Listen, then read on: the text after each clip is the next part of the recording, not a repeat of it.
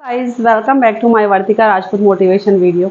आज आप लोगों के लिए एक ऐसी वीडियो लेकर कर आई हूँ जिसे सुनकर के आप लोग वास्तव में अपनी ज़िंदगी में सोचेंगे कि संघर्ष हर किसी के जीवन में है और आप लोगों को कुछ ना कुछ मोटिवेट होने के लिए मिलता रहेगा। तो वीडियो को प्लीज़ पूरा वॉच ज़रूर करें क्योंकि आज का वीडियो बहुत ही खास वीडियो है। जिनकी आपको मैं जर्नी सुनाने जा रही हूँ ये बिल्कुल सच्ची घटना पर आधारित है, क्योंकि मैं जब भी आप लोगों के लिए कुछ लेकर कर आती हूँ तो हमेशा ही मतलब सच्ची कहानी, सच्ची स्टोरी, सच्ची मोटिवेशनल वीडियो लेकर कर आती हूँ ताकि मेरे इस वीडियो के माध्यम से आप लोग बहुत ज़्यादा अपनी ज़िंदगी में प्रेरित हो, हार ना माने, मायूस ना हो। इसलिए मैं आप लोगों के लिए मोटिवेशन वीडियो लेकर कर आती हूँ, तो वीडियो को पूरा ज़रूर देखें। आज आप लोगों को मैं एक ऐसी ही लड़की की कहानी इलाहाबाद की लड़की की कहानी सुनाने जा रही हूँ जिसे सुनकर के आप सोचेंगे कि वास्तव में हमें अपनी बेटियों को इस काबिल बनाना चाहिए कि आगे जाकर के उनको इस चीज़ों का सामना नहीं करना पड़े। जी हाँ, आप ये वीडियो को पूरा ज़रूर वॉच करें। इसका नाम है इलाहाबाद में रहने वाली सरोज का। जी हाँ, ये 3 बहनें होती है, भाई इनके नहीं होता है। सबसे छोटी छोटी बेटी होने के कारण बहुत ही लाड़ प्यार से अपने माँ बाप की पली लड़की होती है। माँ-बाप भी बहुत अच्छे मतलब अपनी बेटियों को पढ़ाने लिखाने में, कुछ बनाने में विश्वास रखते थे और जो सरोज है उनके पिताजी ने उनको बहुत अच्छी तरीके से पढ़ाया लिखाया और सरोज का हमेशा ही एक सपना था कि मैं मैं आईएएस की तैयारी करूँ। सरोज हमेशा ही यही सोचती थी कि आईएएस की तैयारी ही करूँ और मैं एक दिन आईएएस ऑफिसर बनूँ, यही सोच रही थी।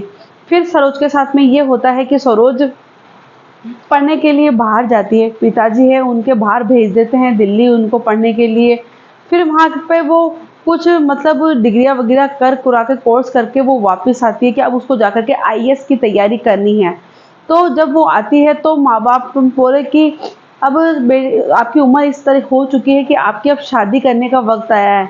तो सरोज ने सोचा कि जब मेरे मम्मी-पापा ने मुझे इतना पढ़ाया है तो मैं शादी के बाद में भी पढ़ लूँगी, अपना सपना शादी के बाद भी पूरा कर लूँगी।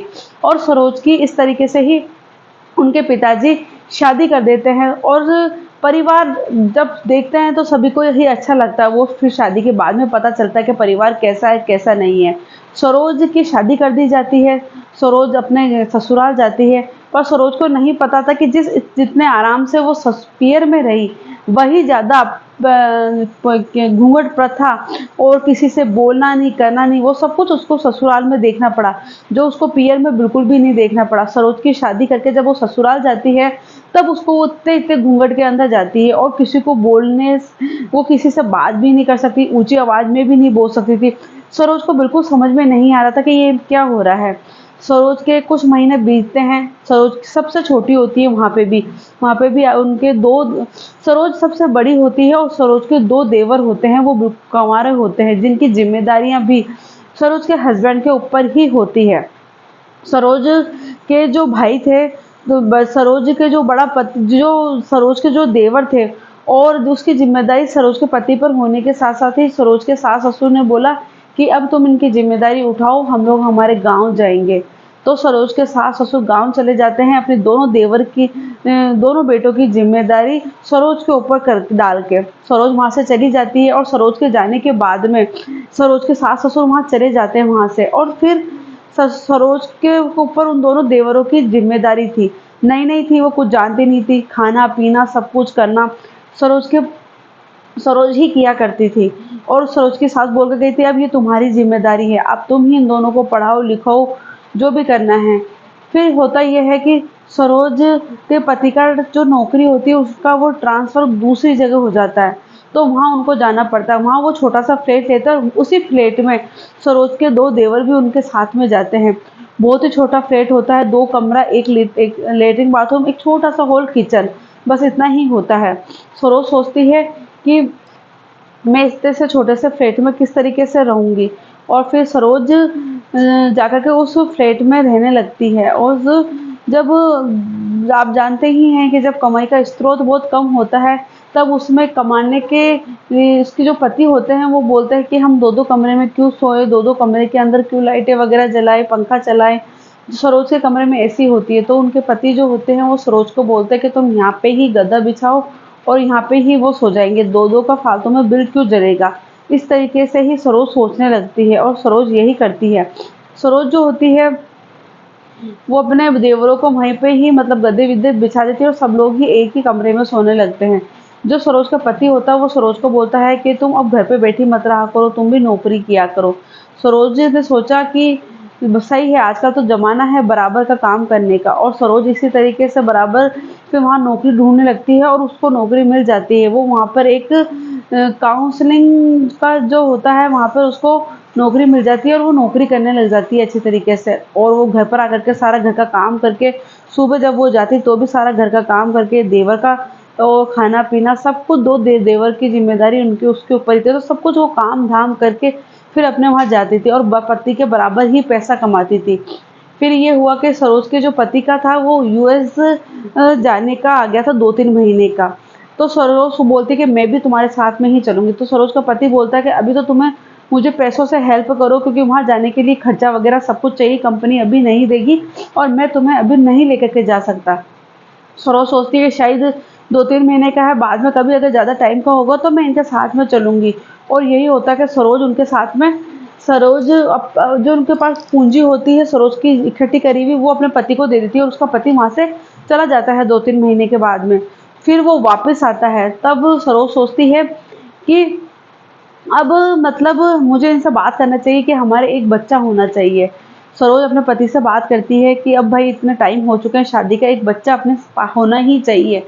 सरोज को कुछ टाइम बाद में प्रेग्नेंट होती है। प्रेग्नेंट होने के बाद में उसका पति का बर्ताव था वो धीरे धीरे चेंज होने लगा। सरोज सोचती कि मेरे पति के बर्ताव में बहुत ज़्यादा चेंज हुआ है। सरोज देखती जब भी उसके हस्बैंड है बस फ़ोन ही फ़ोन, फ़ोन ही फ़ोन, फ़ोन ही फ़ोन से बातें करते रहते। एक दिन की बात है कि सरोज के पति जब नहाने गए थे तो सरोज फ़ोन में से चैटिंग पढ़ लेती है। वो बहुत सारी लड़कियों से चैट पर बात करते हैं, पर सरोज उनको कुछ नहीं बोलती है। सरोज को अंदर ही अंदर गुस्सा आता है कि मेरी प्रेगनेंसी की हालत में मेरे पति किसी और लड़की, किसी और औरत से बात करते हैं। वो अंदर ही अंदर घुटने लगती है। फिर वो सोचती है कि शायद पर मेरे बच्चा हो जाए तो उसके बाद में ये चेंज हो जाए। फिर सरोज बोलती है कि मेरी डिलीवरी होने वाली है, आप किसी नौकरानी को रख लो या अपनी मम्मी को बुलाओ या फिर मुझे पियर भेज दो। तो उसके पति बोलते तुम्हें पियर जाने की ज़रूरत नहीं है, मैं मम्मी को बुला ही लूँगा। उसी टाइम ही सरोज के पति का वापस से यूएस जाने का आया और वो 2-3 महीने के लिए यूएस जाता है। सरोज अपने पति को फ़ोन करती है कि तुम्हारी मम्मी अभी तक नहीं आई, मेरे पास में किसी न किसी को होना ज़्यादा ज़रूरी है। जब लास्ट मोमेंट आता तो उसका पति भी आ जाता है और उसी टाइम ही उसकी सासू भी वहीं आ जाती है। तब जो सरोज है उसके बच्चेदानी का मुंह है वो खुल जाता है और वो जाकर के हॉस्पिटल में भर्ती होती है। वो सोचती है कि मेरा नॉर्मल ही डिलीवरी हो जाए, पर नॉर्मल नहीं होती है। उसकी सास ने बोला था कि नॉर्मल ही डिलीवरी होनी चाहिए, पर ये किसी के हाथ में नहीं होता है कि वो नॉर्मल डिलीवरी ही हो, वो भगवान के हाथ में होता है कि क्या है क्या नहीं है उस हिसाब से ही। और जो ये सरोज की सास थी ये प्रेगनेंसी के टाइम उससे सरोज से इतना काम किया करवाया करती थी कि नॉर्मल डिलीवरी की वजह से बहुत काम करवाया करती थी। पर जो सरोज थी उसने सोचा कि कोई बात नहीं, मेरी सासू बूढ़ी है, ये कुछ कर तो सकती है नहीं, मैं ही कर लूँगी तो शायद मेरी नॉर्मल डिलीवरी हो जाएगी। फिर वो एक प्यारी सी बच्ची को ऑपरेशन से जन्म देती है और सरोज थी बहुत खुश थी, पर जैसे उसके सास के ऊपर उसके पति के ऊपर जैसे कोई पहाड़ टूट गया। सरोज 4 दिन बाद में घर पर आती है तो उसकी सास उसी टाइम ही एक नौकरानी को रख लेती है। सरोज इतने टाइम तक जब प्रेग्नेंट थी, जब वो घर का काम किया करती थी, तब किसी ने भी उनको नहीं रखा। पर जब आज सरोज अकेली है तब उसके पति, जब सरोज प्रेग्नेंट सरोज बच्ची को लेकर है तो उनकी माँ के लिए एक मेड को रखा, वहाँ पर एक नौकरानी को रखा। नौकरानी को सब कुछ सिखा दिया था कि तुम ये करना वो करना, इस तरीके से काम करना उस तरीके से काम करना, सारी चीज़ें मेड को समझा दी। और सरोज को भी खाने का लिमिट दिया करता था, बच्चे को भी वो खुद ही अकेली संभालती थी। तब एक दिन उसने अपने पति की चोरी पकड़ी और अपने पति को कहती है कि मेरे पति तुम मेरे पीछे इतनी लड़कियों से बात करते हो, मुझे पहले भी पता था, पर मैंने कहा नहीं कि तुम एक बच्चा हो जाने के बाद में शायद ठीक सही हो जाओगे। मैंने तुम्हारी इतनी बड़ी गलती छुपा करके रखी। और फिर ये होता है कि सरोज का पति उस दिन उसके ऊपर बहुत गुस्सा करता है। फिर सरोज क्योंकि छोटी बच्ची को छोड़ करके ना तो कहीं कमाने जा सकती थी और अभी डिलीवरी का टाइम ही था तो वो कहीं नहीं जा पाती थी। सरोज के साथ में ऐसा ही होता और सरोज वहाँ से वहाँ अपने बस दिन बिताने लगती है। सरोज के पति का दिन भर दिन व्यवहार चेंज होता जाता है और सरोज चुप रहती है। फिर एक दिन की बात है, सरोज बोलती है कि मुझे तुम्हारे साथ नहीं रहना, मुझे थोड़े टाइम के लिए अपने पियर जाना है, तुम्हारे और मेरे बीच में जब दूरियां रहेगी तो शायद हमारे रिश्ते का सही रहेगा। सरोज का पति बोलता नहीं कि तुम कहीं नहीं जाओगी, तुम कहीं पे भी नहीं जाओगी। तो बोला गलती हो गई, सारी चीज़ों को छोड़ो, माफ़ करो, ये करो। तो शायद सरोज सोचती है कि मेरा पति अब ठीक हो जाएगा। एक दिन की बात है, सरोज का पति उससे जिद बहस करता है कि तुम नौकरी करने जाओ। सरोज बोलती है मेरी बेटी छोटी है, अभी मैं कैसे नौकरी करने जा सकती हूँ। तो सरोज का पति सरोज की बेटी को लेके छज्जे के पास खड़ा होता है कि अगर तुम नौकरी नहीं करने जाओगी तो मैं तुम्हारी इस बेटी को यहाँ से फेंक दूंगा। सरोज के मानो पैर की जमीन ही मतलब खिसक गई हो कि एक बाप होकर अपनी बेटी के लिए ऐसे कह सकता है। उस टाइम वो डर कर हाँ कर देती है और सरोज उसी टाइम में अपनी बहनों से बात करती है। जब बहनों से बात करती है तब उसकी बहनें वहाँ पे घर पर आती है और अपने जो जीजा होता है उसको समझाती है। उस टाइम फिर वो वापस से माफ़ी मांगता है। सरोज फिर वापस से माफ़ कर देता है। फिर सरोज का पति एक दिन बोलता है कि चलो मेरी पोस्टिंग गुड़गांव साइड में हो गई है, तुम्हें वहाँ जाना है। वो पूछती है कि किस जगह हुई है, किस जगह हुई है, प्लीज़ मुझे बताओ, मुझे बताओ, मुझे बताओ। और वो कुछ भी नहीं बताता और वो ले जा करके सरोज को गुड़गांव में वहाँ पे छोड़ देता है। तो वहाँ पर सिर्फ एक कमरा छोटा सा, कुछ भी नहीं, ना कोई सामान, ना कुछ भी नहीं। सरोज बोलती है कि मैं इतनी छोटी सी बच्ची के साथ में कैसे रहूंगी, और उसका पति वहाँ पर उसको छोड़ करके चला जाता है। फिर वो बोलता है कि हमें यहाँ से भी मकान चेंज करना है।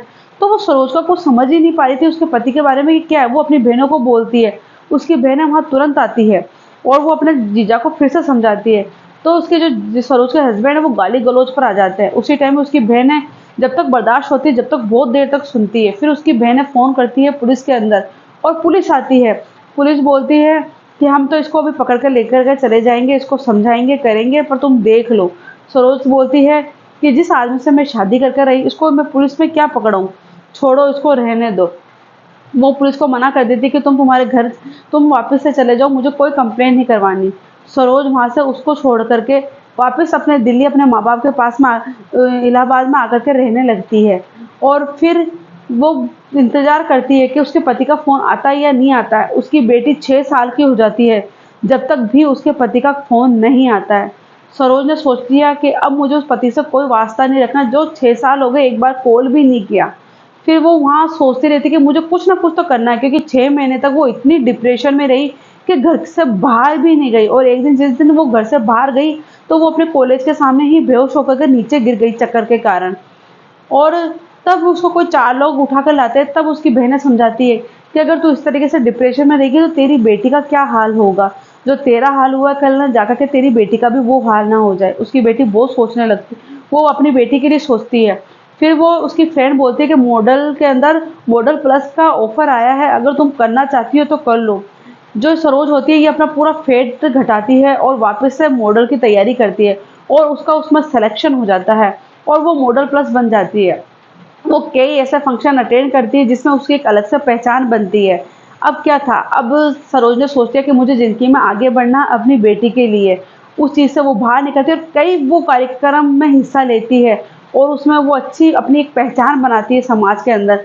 फिर से वो पढ़ाई की तैयारी करने लगती है। तो ज़िंदगी में सबके ज़िंदगी में कष्ट आते हैं, सब लोग हर किसी औरत की ज़िंदगी में कभी क्या, पर हर औरत ये सोचती है कि हम शादी के बाद में पढ़ लेंगे, पर ऐसा नहीं होता है। शादी के बाद में बहुत कम लोग होते हैं जो अपनी बहू बेटियों को पढ़ाते हैं और कई तो पढ़ाने का नाम ही नहीं लेते हैं। तो आपको मेरी ये वीडियो कैसी लगी है? वीडियो अच्छी लगी हो तो वीडियो को लाइक, सब्सक्राइब, शेयर करें।